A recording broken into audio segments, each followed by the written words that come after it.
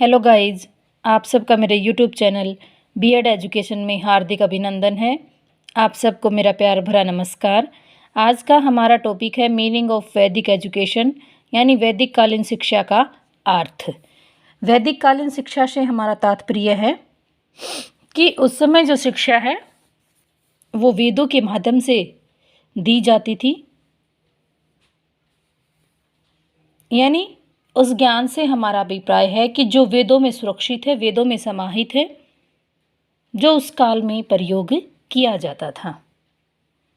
यानी वैदिक साहित्य में शिक्षा से आशय विद्या, बोध और विनयन से होता था, अर्थात वेदों के अनुसार शिक्षा का अर्थ अथवा विद्या की प्राप्ति है। वेदों के आधार पर शिक्षा ज्ञान, आत्मा तथा ब्रह्मा की खोज है। शिक्षा का मूल उद्देश्य आत्मानुभूति व आत्म बोध है। जैसे वेदों के अनुसार कि शिक्षा पूर्णता तक पहुंचाने का सद्मार्ग है। वेदों को समस्त ज्ञान का कोष माना गया है और वेदों में ही शिक्षा को मोक्ष का साधन है वो माना गया है। यह प्राचीन काल से लेकर आज तक शिक्षा से हमारा अभिप्राय है कि education is a source of illumination which guide us a various spheres of life, यानी प्रकाश का वह स्रोत है शिक्षा जो जीवन के विभिन्न क्षेत्रों में हमें रास्ता दिखाती है। शिक्षा सुधार का साधन है। प्राचीन ग्रंथों में भी हमारी शिक्षा के महत्व को दर्शाया गया है। भारत की आधारभूत संस्कृति का ज्ञान इन्हीं प्राचीन धर्म ग्रंथों में सुरक्षित है। ऋग्वेद में भी कहा गया है कि आँख, नाक, कान आदि अंगों की दृष्टि से मनुष्य समान है, लेकिन जो ज्ञानवान हो जाते हैं वो अन्य से श्रेष्ठ बन जाते हैं। शिक्षा हमें विवेकशील बनाती है। शिक्षा के बिना मनुष्य का जीवन है वो व्यर्थ है।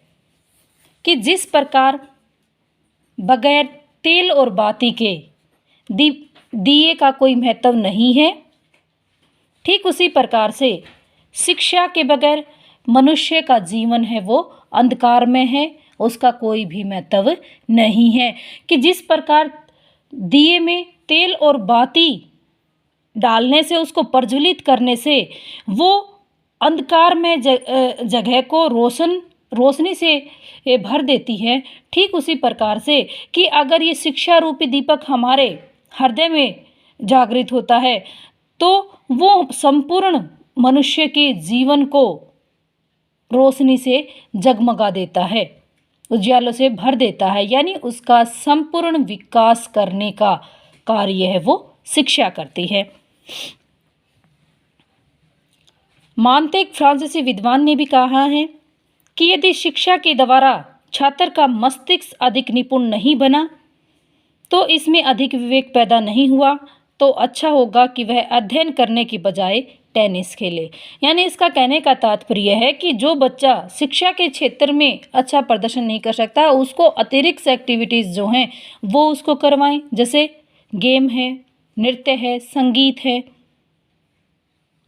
जरूरी नहीं शिक्षा के क्षेत्र में बच्चा ख्याति प्राप्त करे, वो दूसरे क्षेत्र में भी ख्याति है वो प्राप्त कर सकता है, जिसमें वो अपने आप को प्रूव कर सकता है।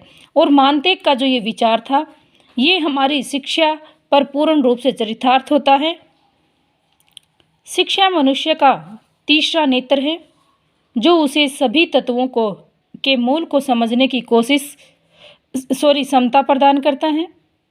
शिक्षा मनुष्य के नैसर्गिक जीवन को पूर्णतः प्रदान करती है और शिक्षा मोक्ष प्राप्ति का साधन है, यानी इस जन्म मरण के बंधन से छुटकारा दिलाने का, मोक्ष की प्राप्ति यानी जीवन का अंतिम ध्येय उसको प्राप्त करने में शिक्षा है वो हमारी सहायता करती है।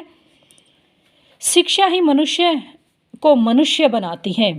यानी शिक्षा मनुष्य को सभ्य मानव बनाने का कार्य करती है। शिक्षा मनुष्य को पशुतम की श्रेणी से उठाकर उसको एक सभ्य नागरिक का दर्जा दिलाती है। यानी शिक्षा व्यक्ति को आचार विचार, रहन सहन, खान पान, वेशभूषा, पहनावा, हर चीज़ है वो शिक्षा ही हमें सिखाती है। यानी शिक्षा व्यक्ति का सर्वांगीण विकास का साधन है। यानी उसका ऑल डेवलपमेंट, चाहे वो उसका शारीरिक विकास हो, चाहे उसका मानसिक विकास हो, चाहे वो उसका आध्यात्मिक विकास हो, चाहे सांस्कृतिक, नैतिक, धार्मिक, यानी प्रत्येक पक्ष का विकास है वो शिक्षा के द्वारा ही संभव है। शिक्षा विमुक्ति का साधन है।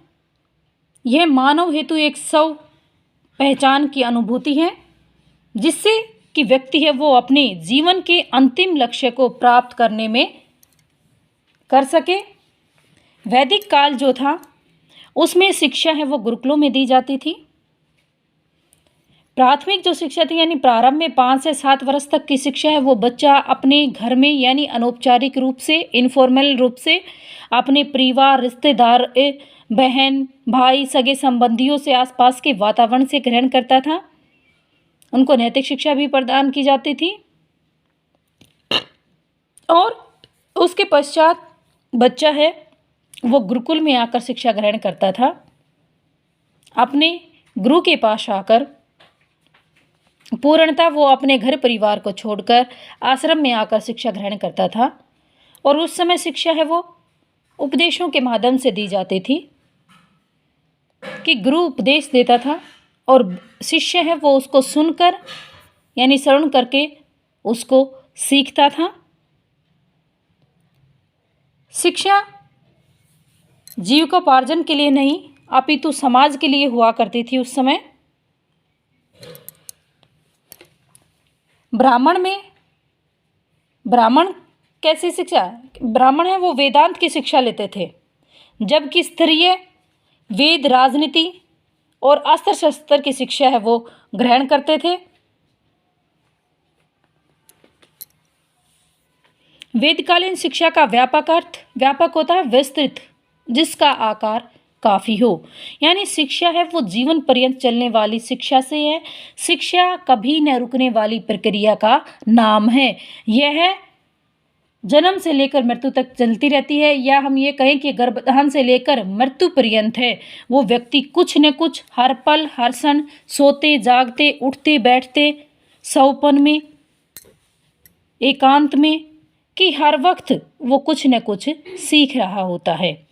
शिक्षा एक ऐसा साधन समझा जाता था जो मनुष्य को सभ्य बनाते थे, यानी मनुष्य के व्यवहार में परिवर्तन करते थे, उसको सभ्य बनाती थी कि किस प्रकार से कि विषम परिस्थितियों में भी उसको सामंजस्य स्थापित करना है, कैसे वो आपका जीविकोपार्जन कर सकता है, कैसे वो विकट परिस्थिति में किसी से अपनी रक्षा करनी है तो कैसे वो अपनी रक्षा कर सकता था, यानी कैसे किसी के साथ, अपने बड़ों के साथ कैसा व्यवहार करना है, कि ये सारी चीज़ें हैं वो शिक्षा के द्वारा ही संभव है। इसी तरह मनुष्य जीवन पर्यंत विद्यार्थी रहता है, क्योंकि विद्यार्थी, कई लोग ये कहते हैं कि चाहे वो कुछ भी कर ले, कि नेट पीएचडी कुछ कर लेते हैं, कि ये कहते हैं कि मैं परफेक्ट हो गया, लेकिन मैं ये नहीं मानती कि वो परफेक्ट हो गया, क्योंकि प्रत्येक व्यक्ति है वो लर्नर है, अधिगम करता है, वो विद्यार्थी है कि हर पल हर क्षण जीवन में हर रोज एक नया अनुभव है वो हमें सीखने को मिलता है। हमेशा व्यक्ति विद्यार्थी रहता है, यानी मृत्यु पर्यंत तक, अंतिम अवस्था तक भी वो कुछ न कुछ सीखता रहता है। वैदिक साहित्य में एक स्थान पर कहा गया है कि याज जीवा मधीने विप्र है, कि व्यक्ति है कि शिक्षा जो है वो जीवन पर्यंत चलती रहती है। हर पल हर क्षण व्यक्ति कुछ न कुछ एक नई चीज़ है वो सीखता रहता है। कभी न रुकने वाली प्रक्रिया का नाम ही शिक्षा है। शिक्षा का संकुचित अर्थ, संकुचित यानी छोटा, जिसका आकार छोटा हो। इसका अर्थ उस शिक्षा से है जो औपचारिक यानी फॉर्मल एजुकेशन। शिक्षा के 2 टाइप्स होते हैं, एक फॉर्मल एजुकेशन और एक इनफॉर्मल एजुकेशन, औपचारिक और अनौपचारिक। जो संकुचित अर्थ से तात्पर्य यानी उसके अनौपचारिक से होती है कि अनौपचारिक यानी अनौपचारिक जो होती है वो जैसे स्कूल, कॉलेज, विश्वविद्यालय के अंतर्गत दी जाती है, यानी एक निश्चित स्थान के ऊपर दी जाती हैं। और उस समय में भी जो शिक्षा है वो गुरुकुलों में दी जाती थी।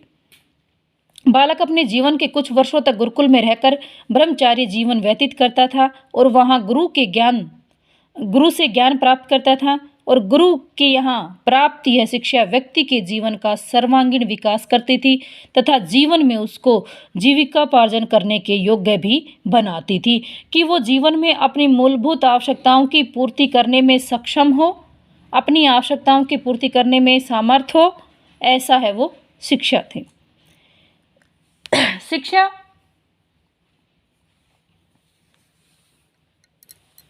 जैसे प्रोफेसर अल्तेकर ने भी कहा है कि शिक्षा प्रकाश तथा शक्ति का वह स्रोत माना जाता है या वह स्रोत मानी जाती है थी जो हमारे शारीरिक, मानसिक, बौद्धिक तथा आध्यात्मिक शक्तियों के प्रगतिशील तथा सुसंगत विकास के माध्यम से हमारे में ही परिवर्तन ला देती है और उसे उदार बनाती है। शिक्षा सर्वांगीण विकास का साधन है। शिक्षा मनुष्य का तीसरा नेत्र है जो उसे सभी तत्वों को समझने की क्षमता प्रदान करता है।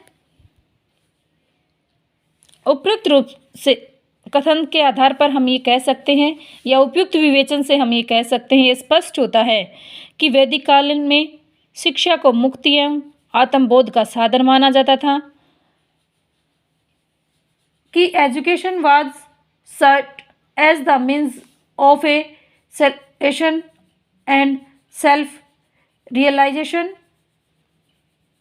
शिक्षा रूपी प्रकाश से मनुष्य के संशयों का उन्मूलन तथा कठिनाइयों का निवारण किया जा सकता है कि शिक्षा रूपी प्रकाश से ही यानी उस ज्ञान से हमारे जीवन में आने वाली समस्याओं का समाधान हम कर सकते हैं। उन समस्या का समाधान करने में हमें सक्षम है वो शिक्षा करती है। उससे बुद्धि व विवेक निपुणता में वृद्धि की जाती है। केवल शिक्षा के द्वारा ही मनुष्य पूर्ण मनुष्यता को प्राप्त है वो करता है। यह अवधारणा वैदिक कालीन शिक्षा प्रणाली का केंद्र बिंदु थी। शिक्षा द्वारा ही इस जगत में सुख, समृद्धि और मृत्यु के बाद मोक्ष यश को है वो प्राप्त किया जा सकता है। वैदिक कालीन भारत में शिक्षा का तात्पर्य ऐसे अंतर्ज्योत एवं शक्ति प्राप्त करना जिससे मानव का पूर्ण रूप से विकास हो सके। यानी हम ये कह सकते हैं कि शिक्षा का मुख्य उद्देश्य व्यक्ति का सर्वांगीण विकास करना, उसको सभ्य मानव बनाना और विषम परिस्थितियों में भी समायोजन करने की क्षमता पैदा करना, व समस्याओं का समाधान करने में उसको निपुण बनाना, उसकी बुद्धि को विकसित करना शिक्षा का परम कर्तव्य था।